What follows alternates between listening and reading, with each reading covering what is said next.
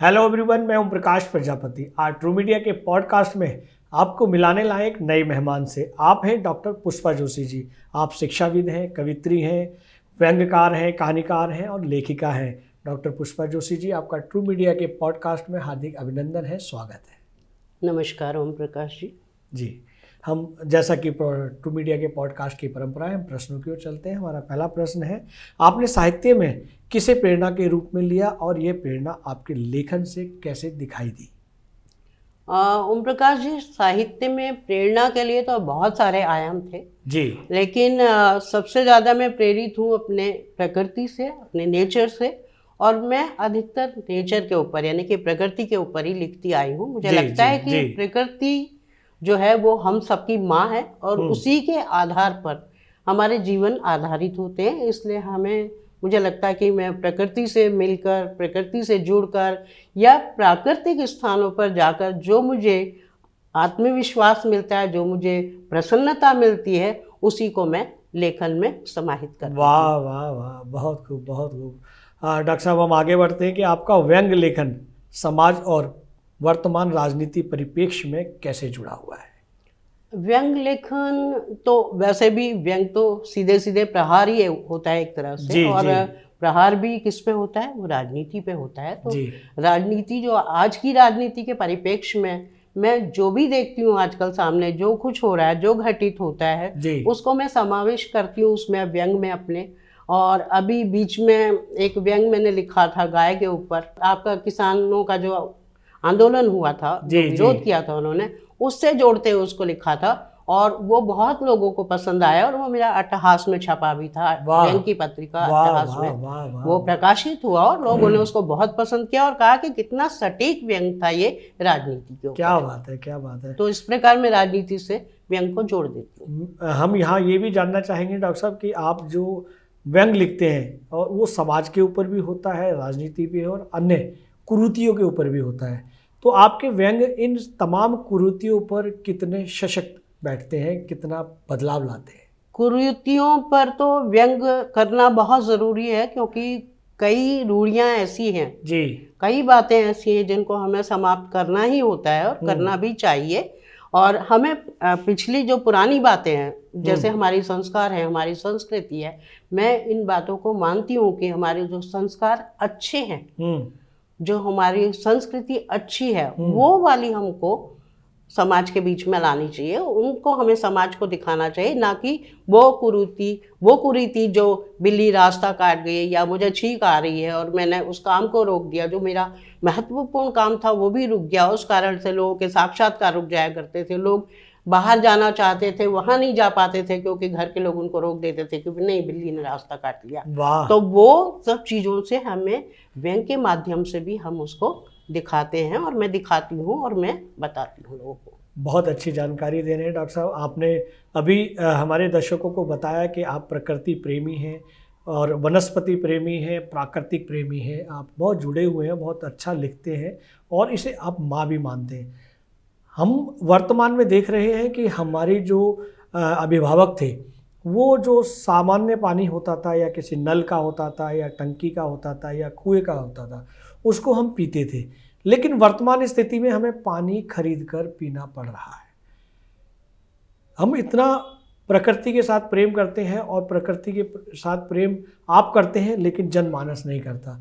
ये कहाँ की कुरीतियाँ पैदा हुई हैं जो पानी भी हमें खरीद कर पीना पड़ता है? पानी हमें खरीद कर पीना पड़ता है, उसका कारण ये कि हमने पानी को बहुत गंदा कर दिया है जी। जो नदियों से हमें जल मिलता था, जिसे हम साफ करके पी लेते थे जी, या साफ नहीं भी करते थे तो यूं भी पी लेते थे। अब माँ गंगा है, गंगा को हम माँ मानते हैं, नदियों को हम अपनी माँ मानते हैं, क्योंकि पानी के द्वारा हमारे शरीर का, हमारे जितने भी विकास कार्य हैं उनका संचालन होता है। अगर जल नहीं है तो कल नहीं है। वाह, वो बात हम करते हैं, नल नहीं है तो कल नहीं है, जल नहीं है तो कल नहीं है। तो उस हिसाब से हमने पानी को इतना गंदा कर दिया है कि वो पीने लायक नहीं रहा। इसीलिए जो उसको अब फिल्टर किया जाता है, उसमें जो भी मिलाया जाता है, जो भी उसमें पदार्थ नए डाले जाते हैं जो हमारे पीने योग्य होते हैं, उस कारण से हमको उस जल को खरीदना पड़ता है और पीना पड़ता है। आप नोएडा में जाएंगे तो आपको जल जो नल में है वो पीने लायक नहीं मिलता है,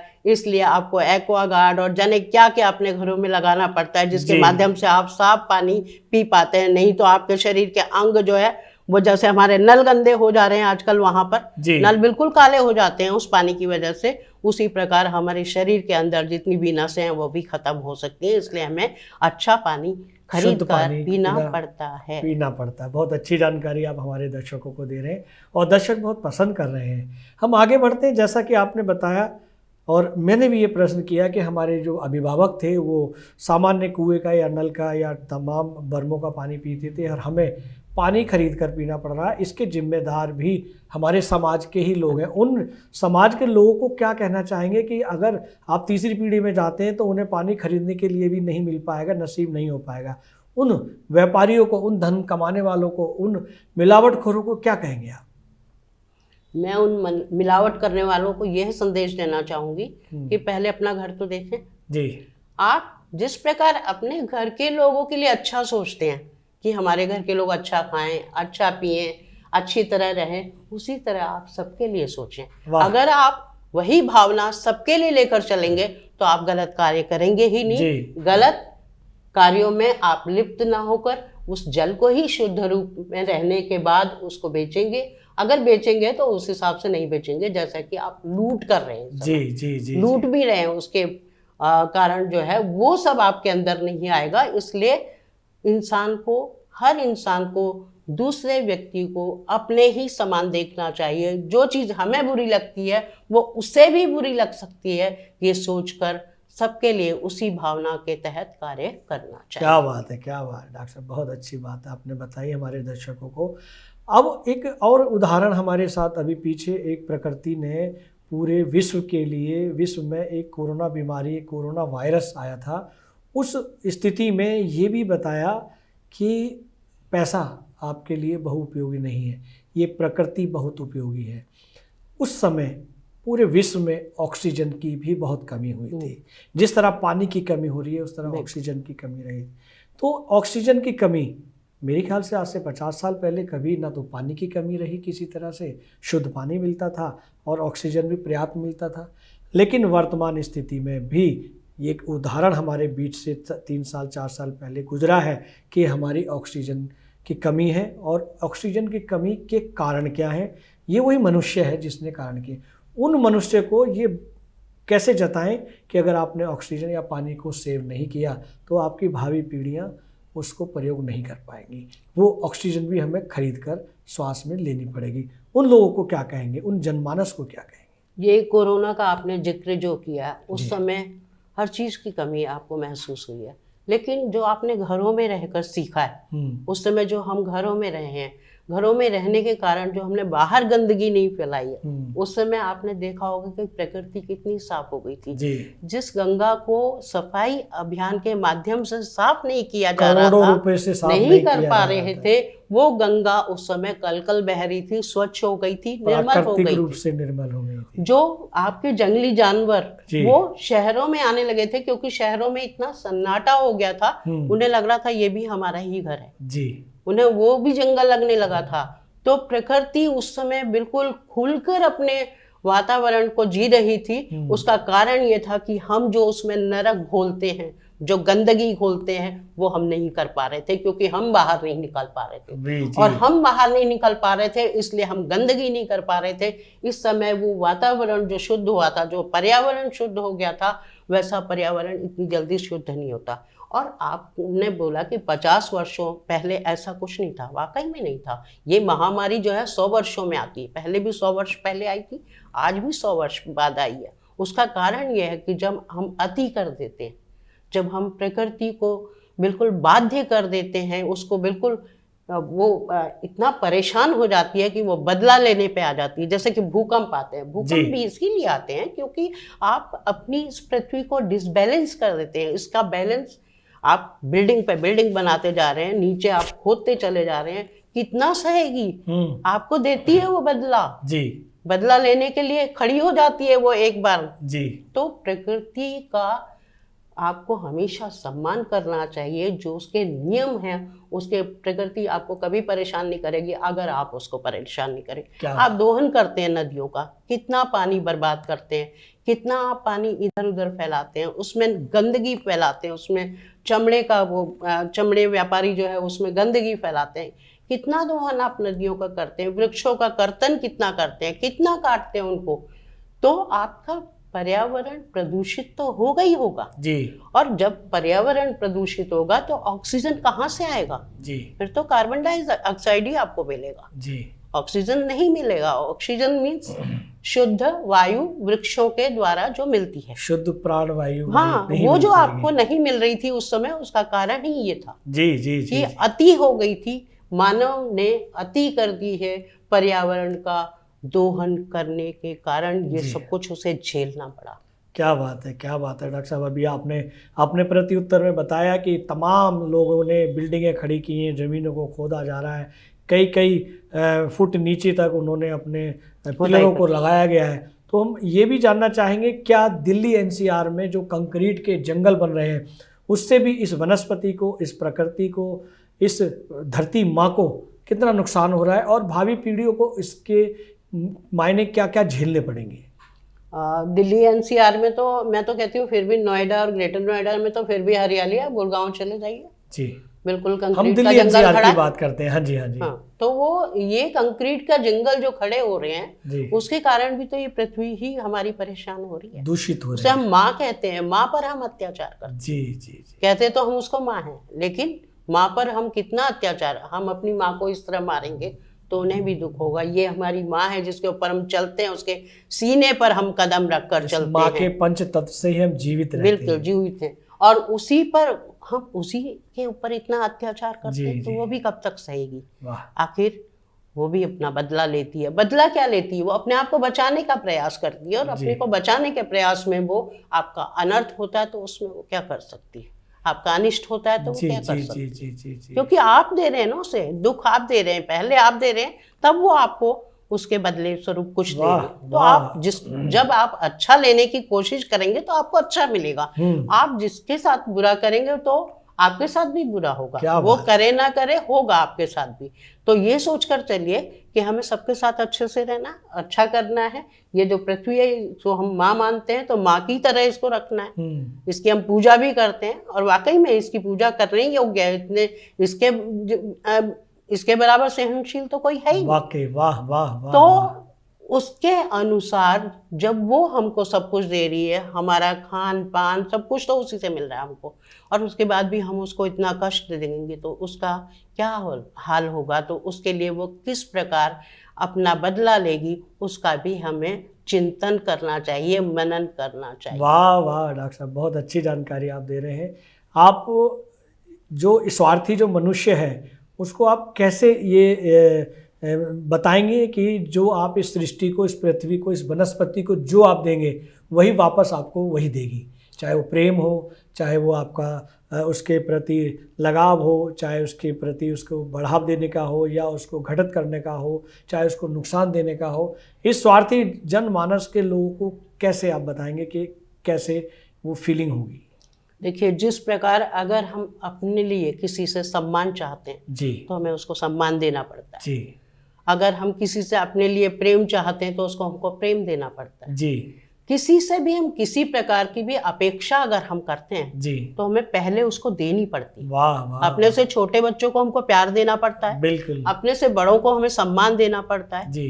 तो जब हम जिस प्रकार की जिसकी इच्छा है उसको वो चीज देंगे तो वो चीज वापस लौटकर हमारे पास आती है। कहते हैं ना, इतिहास स्वयं को दोहराता है। वाह। अगर आपने दिया है तो आपको मिलेगा, आपने नहीं दिया या किसी को दुख दिया है तो आपको भी दुख ही मिलेगा। वाह वाह वाह। तो इसलिए व्यक्ति को उसी के अनुसार चलना चाहिए जो उसको चाहिए।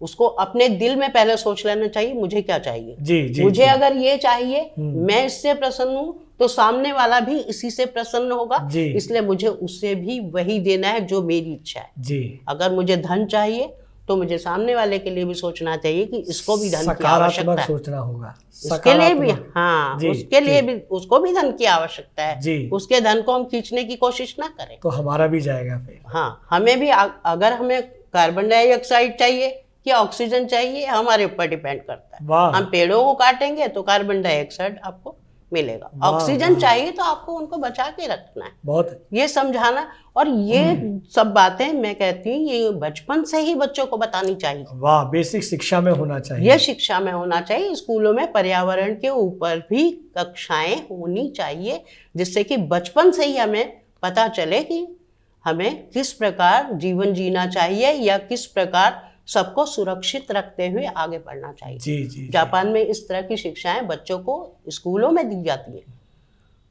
वाह, तो इस प्रकार की शिक्षाएं बहुत जरूरी हैं, जो कि आप अपने पर्यावरण को, अपने संस्कारों को, अपने जितने भी सम्मानजनक व्यक्तित्व हैं उनको बचा के हम किस प्रकार चलें, ये शिक्षाएं हमें लोगों को देनी बहुत अच्छी बात, बहुत अच्छी बात। डॉक्टर साहब, जैसा कि हमने अपने श्रोताओं को बताया कि आप एक अध्यापिका, एक शिक्षाविद भी हैं, तो आपने तमाम आपके जो बच्चे आपके पढ़ाए हुए हैं वो बहुत उच्च स्थान पर पहुँचे हैं और मान सम्मान कमा रहे हैं, और उनके सम्मान को देखते हुए आपको भी सम्मान फील होता है। तो हम ये यहाँ पर बात रखना चाहेंगे, ये प्रश्न आपके सामने रखना चाहेंगे कि सरकार को या विद्यालय के एडमिन को ऐसे क्या प्रयत्न करने चाहिए, ऐसे क्या बेसिक शिक्षा देनी चाहिए ताकि बच्चों को जीने के लिए, बच्चों को स्वस्थ जीने के लिए खान पान में क्या लेना चाहिए, प्रकृति के साथ क्या करना चाहिए, अभिभावकों का मान सम्मान कैसे करना चाहिए, ये किस तरह से ये परंपरा, ये सिलसिला कैसे शुरू हो ताकि बच्चे कम उम्र में बीमार ना हो, मानसिक तनाव में ना रहें और स्वस्थ रहें। सबसे पहले तो मैं आजकल के अभिभावकों की भी गलती समझती हूँ कि जो अपने बच्चों को सबसे पहले तो मोबाइल पकड़ा दे रहे हैं। जी। बच्चा खाना नहीं खा रहा तो पिज़्ज़ा मंगवा दे रहे हैं, ऑनलाइन ऑर्डर कर दिया, खाना आ गया घर में। खाना बन ही नहीं रहा है घर में, क्योंकि हमेशा बाहर से ही आ रहा है, और ख़ास तौर से बच्चे तो बाहर से ही खाना पसंद करते हैं, पिज़्ज़ा, बर्गर और ये सब चीज़ें जो बाहर की खा खा के उनका एक तो शरीर, जो आपने बोला स्वस्थ, जी, तो वो हमें बच्चों के अंदर वो बचपन से ही उनको, जब हम बाहर से मंगा के नहीं देंगे, उनको शुरुआत ही नहीं करेंगे, तो बच्चों को क्या पता चलेगा कि बाहर क्या मिलता है। हम खिला रहे हैं ना उनको ले जाके, हम दे रहे हैं ना उनको मोबाइल, हम पकड़ा रहे हैं, बच्चा खाना नहीं खा रहा, पेरेंट्स मोबाइल पकड़ा देते हैं और फिर उसके मुंह में खाना डालते जाते हैं। बच्चा खाना नहीं देख रहा है, बच्चा देख रहा है मोबाइल, और तब वो खा रहा है। उसके अंदर कितना वो ऑब्जर्व हो रहा है, कितना उसके अंदर वो उसको शक्ति दे रहा है, ऊर्जा दे रहा है कि नहीं, कुछ पता नहीं। पेरेंट्स को भी अपने से मतलब है, उनको लगता है बच्चा रो रहा है तो मोबाइल पकड़ा दो, बच्चा अगर खा नहीं रहा है तो मोबाइल पकड़ा दो। तो उसकी जो दिमाग की नसें हैं वो उसमें बचपन से ही घुस गई हैं। जो उसकी ब्लू किरणें आ रही हैं, जो नीली उसकी किरणें आती हैं,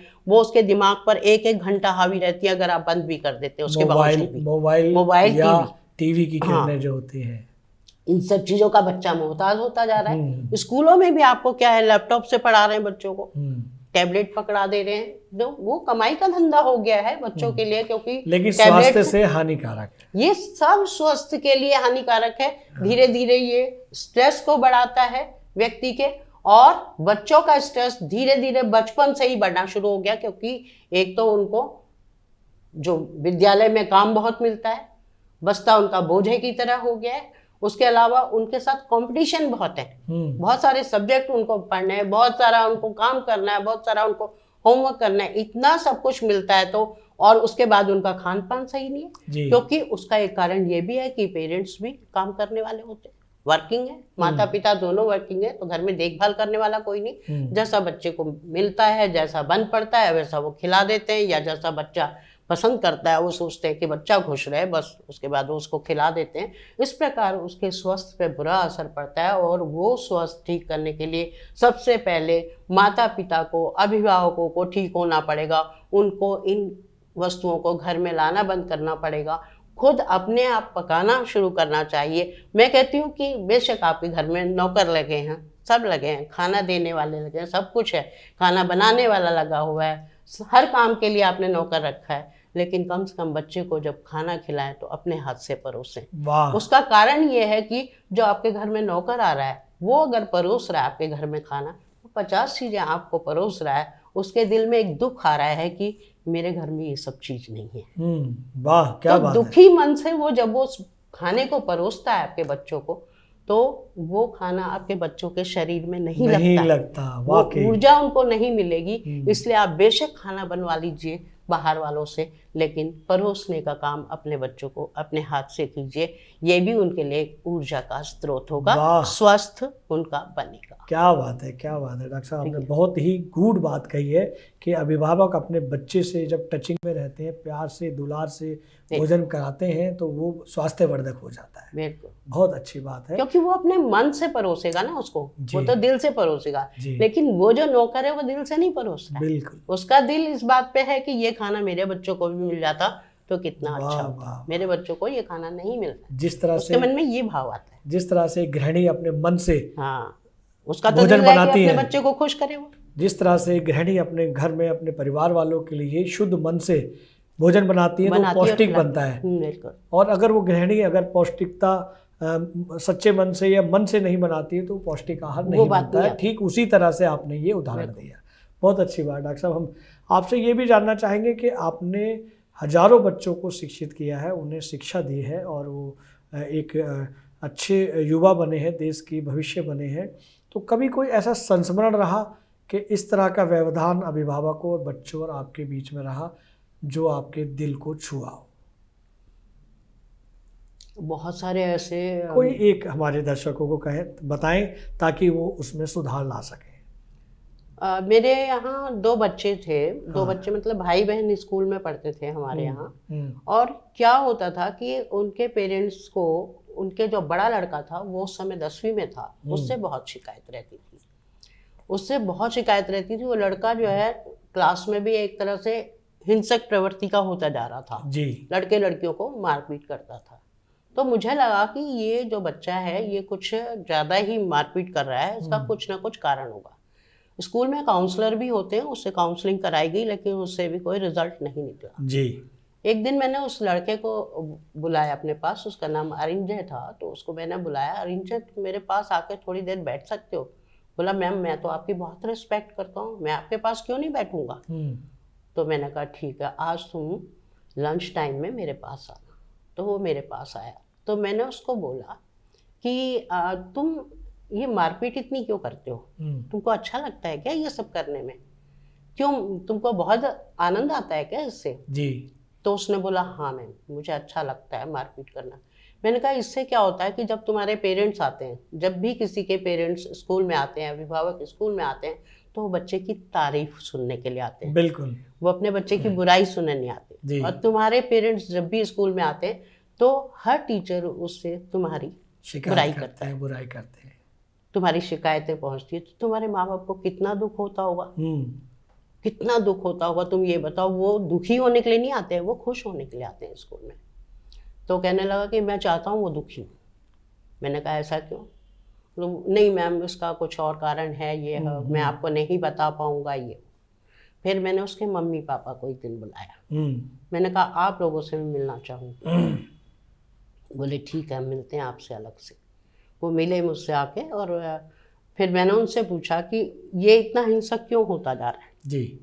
उसका कारण एक या तो ये होगा कि आपके 2 बच्चे हैं, मुझे पता ही था, बेटा और बेटी।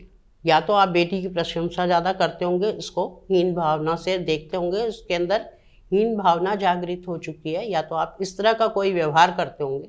बोले नहीं मैम वो हमारी लड़की बहुत इंटेलिजेंट है, बहुत अच्छा पढ़ती है, बहुत अच्छी है हर चीज़ में, ये तो उसके सामने कुछ भी नहीं है, तो इसलिए बोलना तो पड़ता ही है क्योंकि थोड़ा कंपटीशन देंगे तो फिर ये सही हो जाएगा। मैंने कहा नहीं वो और ज़्यादा बिगड़ रहा है। क्या बात? वो सही नहीं हो रहा है, वो गलत हो रहा है। वाह। आप उसकी तारीफ करना शुरू कीजिए, तारीफ नहीं करते हैं तो कम से कम बेटी के सामने बुराई करना बंद कीजिए। उससे उसको हीन भावनाओं से वो ग्रसित होता जा रहा है, आप ये नहीं समझ रहे हैं, और उसी कारण वो क्लास में ऐसी हरकतें कर। अरे नहीं आप नहीं समझती, हम तो इसके साथ में अपनी लड़की को अकेले भी नहीं छोड़ सकते, ये तो उसको पीट देता है अकेले में, तो हमें तो खतरा रहता है कि हम इसको अकेले छोड़ के जाएंगे तो मारेगा उसको। मैंने कहा वही कारण है, क्योंकि उसके अंदर उस तरह की आपने भावनाएं बना दी हैं कि आपकी बेटी ज़्यादा सुपर है और आपका बेटा जो है वो नालायक है। 2-4 दिन मैंने कहा इसकी तारीफ करना शुरू कीजिए और कहिए कि हाँ तुम इससे अच्छा कर सकते हो, जो कर रहे हो इससे अच्छा कर सकते हो, देखिए कितना परिवर्तन होता है। 1 हफ्ते बाद उस लड़के के अंदर परिवर्तन आया, क्लास में भी वो थोड़ा ठीक हुआ, और उसके बाद भी मतलब उसने जो है जो हरकतें थी उसकी धीरे धीरे ख़त्म होने लगी। उसको प्यार मिलने लगा घर में, तो वो धीरे धीरे ठीक होने लगा। वाह। ठीक होने के बाद उसके पेरेंट्स मेरे पास आए, अलग से बोले कि आपका जो तरीका था समझाने का, उसको भी और हमको भी, हमें पता लगा कि आपने उसको भी समझाया। मैंने नहीं बताया था कि मैंने उससे बात की। तो बोले कि हमें बहुत अच्छा लगा और हम चाहते हैं कि हम आगे भी आप हमारे संपर्क में रहें और इसको अपने मतलब अपना हाथ इसके सर पर रखें। क्या बात है, क्या बात। आज वो लड़का कनाडा में है और बहुत अच्छी सीईओ है वो एक कंपनी में, और आज तक वो मेरे साथ टच में है। क्या बात और उसके पेरेंट्स भी मेरे साथ। बहुत अच्छे, बहुत अच्छे। तो मुझे लगता है कि मैं एक को भी ठीक करूँ ना शिक्षिका के तौर पर, तो वो मेरे लिए कामयाबी है। वाकई वो मेरे लोगों के लिए एक जवाब है, लोगों के प्रति एक जवाब है कि हाँ मैंने कुछ, ये जीवन के लिए एक बोनस है आपके। बस। वाह, बहुत अच्छा संस्मरण आपने हमारे दर्शकों को सुनाया, बताया, और इससे दर्शकों को भी बड़ा लाभ मिलेगा, क्योंकि कुछ प्रयोग ऐसे करने चाहिए ताकि बच्चे अपने रास्ते पर आ जाएं। बिल्कुल। हम आगे बढ़ते हैं डॉक्टर साहब। ये सारी जो समस्याएं हैं, चाहे वो बच्चों को लेकर हैं, संस्कारों को लेकर हैं, प्रकृति को लेकर है, क्या इन समस्याओं के लेकर लेखकों को भी अपनी जिम्मेदारी निभानी चाहिए? क्या लेखकों को समाज के प्रति, समाज को आईना दिखाना चाहिए? लेखक तो वो धुरी है, मैं कहती हूँ जी। वो कलम उसके पास है, वो कलम नहीं है, तलवार है जी। वो उसका हथियार है, उसके माध्यम से वो कुछ भी कर सकता है। तुलसीदास जी ने, तुलसी बाबा ने जो रामायण लिखी है, रामचरितमानस लिखा है, जब आप देखते होंगे कि जब रामायण सीरियल आता था जी, उस समय मैंने देखा कि बहुत से परिवारों में बहुत से व्यक्ति जो थे वो सुधर रहे थे, क्योंकि मर्यादा पुरुषोत्तम आपको दिखाई दे रहा था। वाकई राम के रूप में एक मर्यादा पुरुषोत्तम, राम को हमने मर्यादा पुरुषोत्तम कहा है क्योंकि पुरुषों में उत्तम है वो।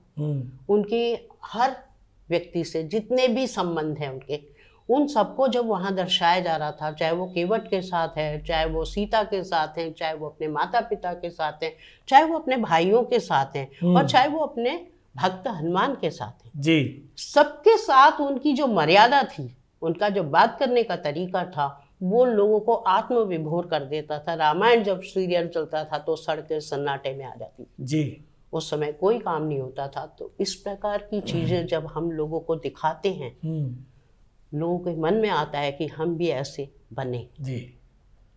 मेरे ख्याल से 10% होंगे जो नहीं देखते होंगे या जो उसका मखौल उड़ाते होंगे, लेकिन 90% व्यक्ति ऐसा होगा जो सोचता होगा कि मैं भी राम की तरह बनूं, क्योंकि राम को आज तक प्रशंसा, आज तक उनकी पूजा केवल इसी कारण तो हो रही है। वाकई वाकई वाकई। और जो राइटर, अब आप मैं आ गई हूँ आके लेखन के ऊपर, अगर तुलसीदास जी ने, अगर वाल्मीकि जी ने राम से नहीं मिलवाया होता तो हम राम को कैसे जानते? हाँ बिल्कुल, लेखन नहीं मिलवाया किसने? जी, वाल्मीकि ने मिलवाया रामायण के माध्यम से, तुलसीदास जी ने मिलवाया मानस के माध्यम से, रामचरितमानस के माध्यम से। तो राम को हम तक पहुंचाने वाला कौन है? लेखक है। समाज को राम से जोड़ने वाला, समाज को एक आदर्श रास्ता दिखाने वाले राम, वो किसने मिलाए हैं? लेखक ने। वाकई वाकई वाकई, वाल्मीकि जी ने। बहुत अच्छी आपने जानकारी। तो लेखक वो समाज को आईना दिखाता है। लेखक बता सकता है कि हमें किस मार्ग पर चलना चाहिए। आपको याद होगा जब आज़ादी, हमने और आपने आज़ादी के बाद जन्म लिया है, हमें याद है कि उस समय जो बताया जाता है कि प्रभात फेरियां जो निकलती थी जी, उसमें जो कवि होते थे, जो हमारे कवि थे, उनके द्वारा लिखी हुई कविताएं वो गाते हुए जाते थे सुबह प्रभात फेरी में। वो देशभक्ति से ओतप्रोत होती थी और लोग अपने घरों से बाहर निकल आते थे देशभक्ति के लिए, देश के लिए जान लुटाने के लिए। लोग उन्हीं कविताओं के माध्यम से बाहर आते थे और देश के लिए कुर्बान हो जाते थे। तो ये लेखक ने किया है, ये कवियों ने किया है, जो हमारे समाज को एक मार्ग दिखाने का कार्य करते हैं, समाज को आईना दिखाते हैं, लेखक ही कर सकता है। वाह वाह वाह डॉक्टर साहब, बहुत अच्छी जानकारी दे रहे हैं। हम आगे बढ़ते हैं प्रश्नों की ओर कि आपके लिए लेखन का सबसे कठिन पहलू क्या रहा और आपने इसे कैसे, इस चुनौती को कैसे पार किया? ये तो पर्सनल है। थोड़ा निजी हो गया ये। निजी इसलिए हो गया कि जब मैं शुरू से ही मैं लिखती थी, मेरे ख्याल से कक्षा 9 में थी मैं जी, शक्तिनगर नंबर 1 में पढ़ती थी मैं। उस समय मेरी एक कहानी जो है वो वहाँ के नोटिस बोर्ड पे रजाई वो छप कर वहाँ पे लगाई गई थी, उसे पसंद किया गया था। क्या बात है, क्या तो कक्षा 9 में उसके बाद से मैं कविताएं लिख रही हूँ, कहानी भी लिखती थी छोटी छोटी। सबसे पहली कहानी मेरी छपी कानपुर में एक पत्रिका निकलती थी, पैगाम अंचलों से जी। उसके केशव चंदोला उनके संपादक हैं, आज भी मेरे संपर्क में है। पहली कहानी उसमें छपी, कविता छपी, लोग उसमें मेरी 3-4, ये तब मैं 11वीं में पढ़ती थी, तब छप चुका था ये सब। लेकिन देखिए ब्रेक कैसे लगता है। आप कह रहे हैं कि लेखन में क्या प्रश्न था आपका? ये सबसे कठिन पहलू कौन सा रहा आपका, क्या रहा? मतलब मैं लिख रही हूँ, मेरा छप रहा है, लेकिन मैं अपने घर वालों को नहीं दिखा रही हूँ क्योंकि मुझे डर है। मेरे पिताजी को ये सब पसंद नहीं था। मैंने उनको बोला, संपादक को, कि ये पत्रिका मेरे घर पे नहीं आनी चाहिए ताकि मेरे पिताजी को ना पता चल जाए कि मैंने इसमें लिखा है और वो छपा है। यहाँ पे रोक लगी। उसके बाद फिर शादी के बाद बिल्कुल रोक लग गई क्योंकि उन लोगों को बिल्कुल पसंद नहीं था मेरा लिखना पढ़ना। अगर मैं धर्मयुग या कोई किताब भी पढ़ लेती थी तो मुझे बिल्कुल कहा जाता था कि कलेक्टर बनना है क्या क्या पढ़ रही हो ये किताबें, घर का काम करो, कोई ज़रूरत नहीं है सब पढ़ने की। तो ये सब, और घर में पिताजी भी जो है पढ़ना लिखना पसंद नहीं करते थे, तो वहाँ पर भी ये सब।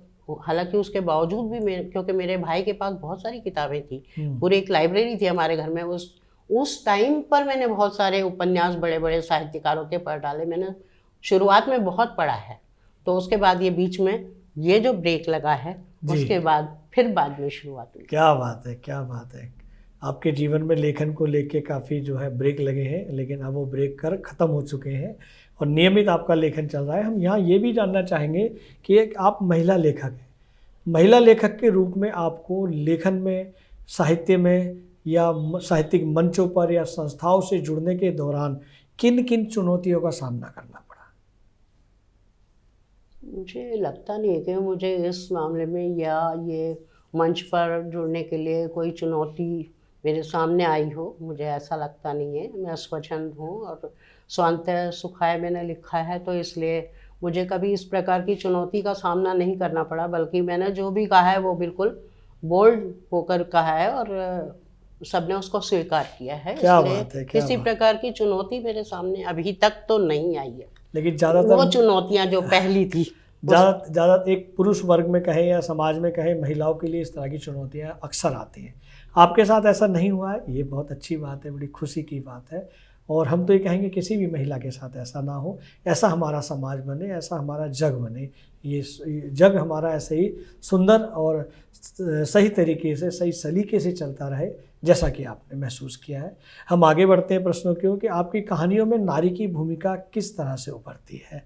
यह आपके व्यक्तिगत अनुभवों का प्रतिबंध है या सामाजिक? मेरे कहानियों में नारी जो है सशक्त रूप में उभरी है।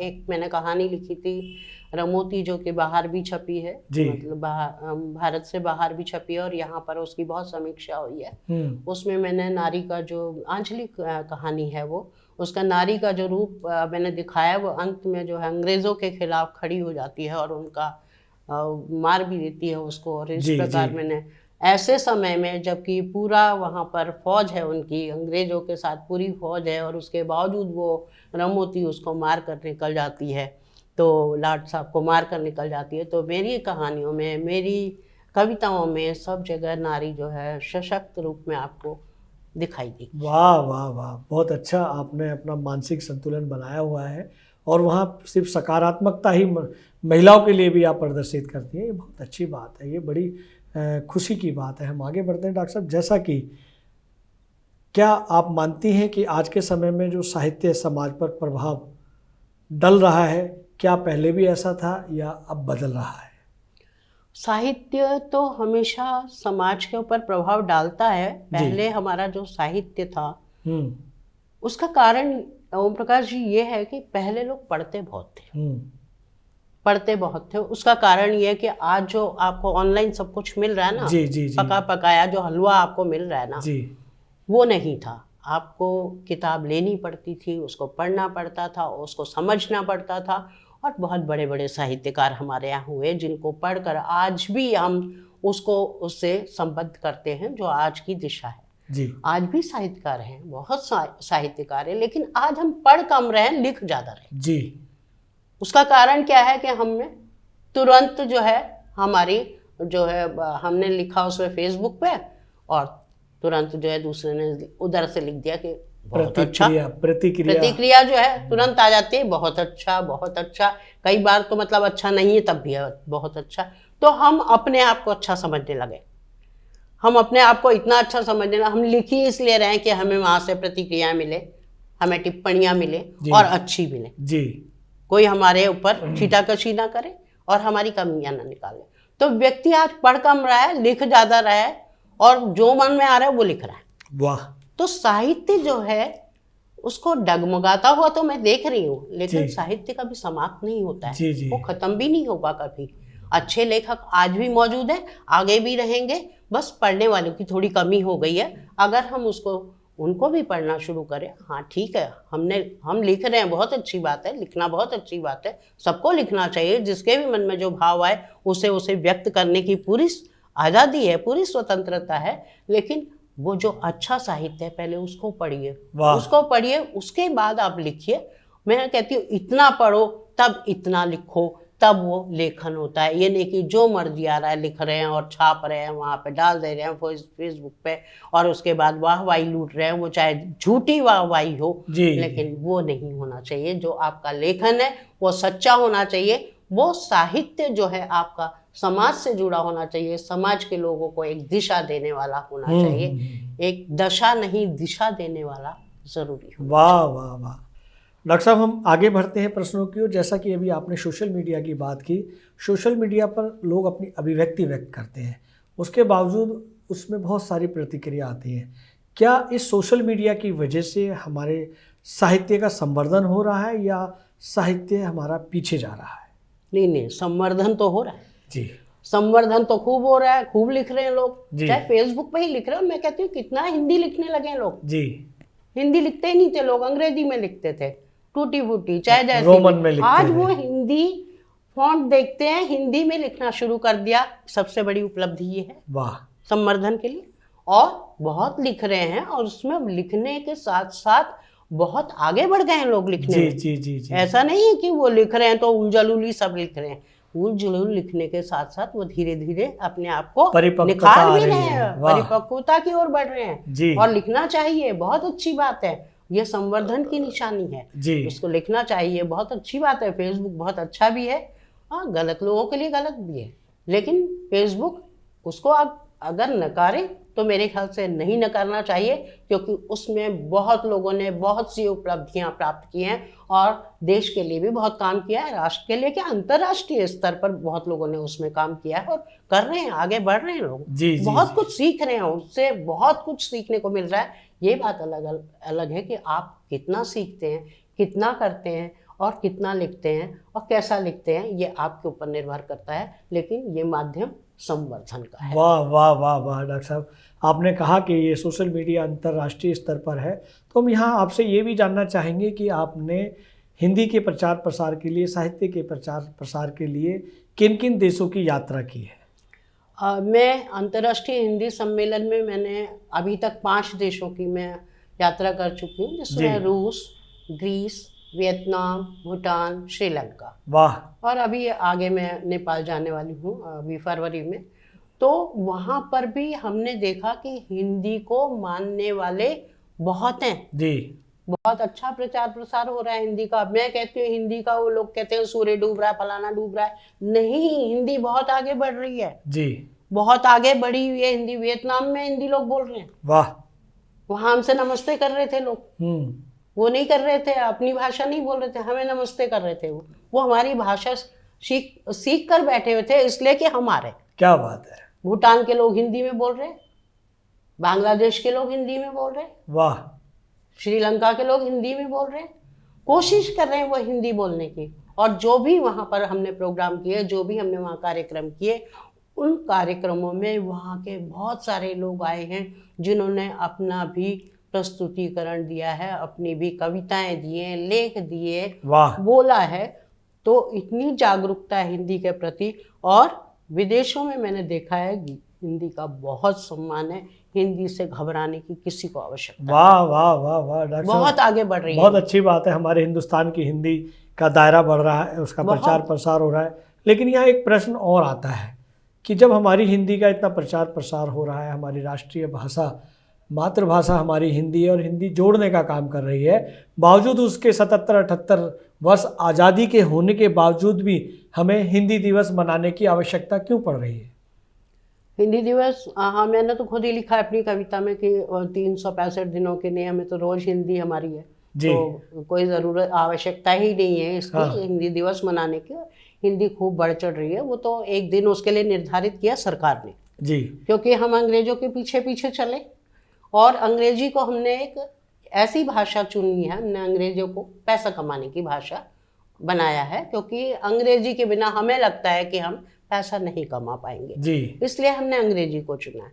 अब अंग्रेजियत के कारण जो है लोग अपने बच्चों को अंग्रेजी सिखा रहे हैं, घरों में भी अंग्रेजी बोल रहे हैं, हिंदी का प्रचार प्रसार नहीं होने दे रहे हैं। स्कूलों में जो इंग्लिश मीडियम स्कूल है उनमें बोला जाता है बच्चों को कि आप अंग्रेजी में ही बात करोगे, हिंदी में कोई बात नहीं करेगा। कुछ स्कूलों में तो फाइन लगता है उसके कारण अगर वो बच्चा हिंदी में बोलता है जी। तो उसका कारण ये फिर क्या हुआ कि जब ये हिंदी को आपका 14 सितंबर को जब हिंदी दिवस मनाने लगे, तो ऐसे समय में कम से कम इन स्कूलों में जहां अंग्रेजी ही समझाई जाती है, अंग्रेजी ही बोली जाती है, ये क्या करते हैं, 1 हफ्ता दे देते हैं हिंदी बोलने के लिए। तो ये भी बड़ी बात है कि 1 हफ्ते आप हिंदी बोलिए, तो बच्चे खुश होते हैं। बल्कि जो इंग्लिश मीडियम स्कूल के बच्चे हैं ना, वो हिंदी में ही बात करना पसंद करते हैं। वो क्या करते हैं, जब टीचर आसपास नहीं होते ना, वो हिंदी में बात करते हैं, इसलिए कि उनको अपनी भाषा में बात करना अच्छा लगता है। लेकिन आज का अभिभावक घर में भी उनसे अंग्रेजी में बात करता है, इसलिए कि उसे अपने बच्चे को अंग्रेज बनाना है, उसको विदेश में भेजना है अपने बच्चे को पैसा कमाने के लिए। इस कारण से बच्चे जो है वो अंग्रेजी में बोलते हैं, क्योंकि माँ बाप भी चाहते हैं और शिक्षक भी चाहता है और स्कूल भी चाहता है। इसीलिए हिंदी दिवस मनाने की आवश्यकता पड़ जाती। कम से कम उस दिन वो बच्चे जो है हिंदी में बात करते हैं। मुझे इस बात से खुशी है, हालांकि मैं हिंदी दिवस के पक्ष में बिल्कुल भी नहीं हूँ, क्योंकि मेरे लिए तो रोज ही हिंदी आवश्यक है और रोज हिंदी होनी चाहिए। लेकिन कम से कम इन बच्चों को उस दिन हिंदी बोलने को मिल जाती है, ये भी एक खुशी की बात। बहुत अच्छी बात डॉक्टर साहब, आपने बताया कि कुछ बिरले ऐसे अभिभावक हैं जो अपने बच्चों को अंग्रेजियत में सिखाना चाहते हैं और भारत के बाहर उनसे व्यवसाय कराना चाहते हैं। क्या ये भी एक कारण है कि हमारे भारत में वृद्धाश्रमों की संख्या बढ़ती जा रही है? क्या ये सोच की वजह से बढ़ रही है या कोई और भी कारण है? वृद्धाश्रम के लिए भी मैं बताना चाहूँगी। कुछ लोग कहते हैं ये अच्छा है बुरा है, लेकिन मैं कहती हूँ कि उतना बुरा भी नहीं है। उसका कारण ये है कि जो बच्चे विदेशों में जाकर बस गए हैं और उनके बच्चे उनको ले भी जाना चाहते हैं बाहर, लेकिन वो नहीं जाना चाहते। वो इसलिए नहीं जाना चाहते, वो अपनी मिट्टी से जुड़े हैं, वो अपनी देश की मिट्टी से जुड़े हैं, उन्हें अपने देश की मिट्टी से प्यार है। वो बच्चे गए, उनके भविष्य के लिए वो जिम्मेदार नहीं है। वो कहते हैं कि ठीक है, वो अपना कैरियर बना रहे हैं, लेकिन वो नहीं जाना चाहते हैं यहाँ से। ऐसे समय में इन वृद्धाश्रमों में उनको जगह मिलती है, उनको अपने साथी मिल जाते हैं बोलने के लिए, और इनकी बढ़ रहे हैं, वृद्धाश्रम बढ़ रहे हैं। जो बढ़ रहे हैं वो चिंता का विषय है। वो चिंता का विषय इसीलिए है क्योंकि कुछ बच्चे जो है अपने माँ बाप को अपने साथ नहीं रखना चाहते, जो इस देश में भी रह रहे हैं वो भी नहीं रखना चाहते अपने साथ। और कुछ पेरेंट्स भी हैं जो अपने बच्चों के साथ नहीं रहना चाहते। उसका कारण है कि उनके बच्चे जो है इतना आगे बढ़ जाते हैं, वो चाहते हैं कि हम अपने तरह से जिएं और बच्चे चाहते हैं वो उनकी तरह से रहें। तो ये जो मतभेद है बीच का, ये जो जनरेशन गैप हो जाता है, इस कारण भी वृद्धाश्रम की बढ़ोतरी हो रही है, क्योंकि वो वहाँ जाकर रहना ज़्यादा पसंद कर रहे हैं जहाँ पर उनको अपने जैसे उनके साथी मिल जाते हैं। लेकिन ये परिचालन जो है, हमारे पौराणिक कथाओं को सुने तो ये कहाँ तक सही है, कहाँ तक गलत है? ये गलत है, वैसे बहुत गलत है, क्योंकि हमारी जो शास्त्र है उसमें जो बेटा है जी, उसकी जिम्मेदारी होती है कि वो अपने माता पिता की आगे सेवा करे, जी, आगे उनका ध्यान रखे। जैसे माता पिता ने उसे उंगली आगे पकड़ कर बढ़ाया, चलना सिखाया। हाँ, बचपन से उसको चलना सिखाया, उंगली जी पकड़ जी के जी जी चलना जी सिखाया। उसके अलावा उसको सारी शिक्षा सब कुछ दिया, उसके लिए सब कुछ किया है। उसी तरह बच्चों को भी उनको बुढ़ापे में सहारा देना, सहारा क्यों देना चाहिए, उनका हक अधिकार है, है, जिम्मेदारी हक है वो। जी जी जी तो जी। उनको कर्तव्य है कि वो उनको उनका अधिकार दें। लेकिन जब ऐसा नहीं होता तो ऐसे समय में वृद्धाश्रम बढ़ रहे हैं, वो माता पिता जो आश्रयहीन हैं वो वहाँ पर जाने के लिए मजबूर हो जाते हैं। कुछ तो ऐसे ही सड़कों से उठा के लाए जाते हैं, जिनको जी वहाँ रखा जाता है। जी जी तो ऐसे जी। समय में ऐसे भी हैं, कुछ स्वेच्छा से भी जा रहे हैं, कुछ बच्चों के द्वारा भेजे जा रहे हैं। तो ये वृद्धाश्रम की इसीलिए जो मात्राएं बढ़ती जा रही हैं, इनकी वृद्धि हो रही है। डॉक्टर पुष्पा जोशी जी, आपने ट्रू मीडिया के पॉडकास्ट के लिए अपना बेशकीमती समय दिया, उसके लिए बहुत बहुत धन्यवाद, आभार। आप सभी का बहुत बहुत धन्यवाद। ये वीडियो YouTube पर देख रहे हैं तो हमारे चैनल को सब्सक्राइब करें और बेल आइकन को दबाना ना भूलें। अगर आप Facebook पर ये वीडियो देख रहे हैं तो हमारे पेज को लाइक करें।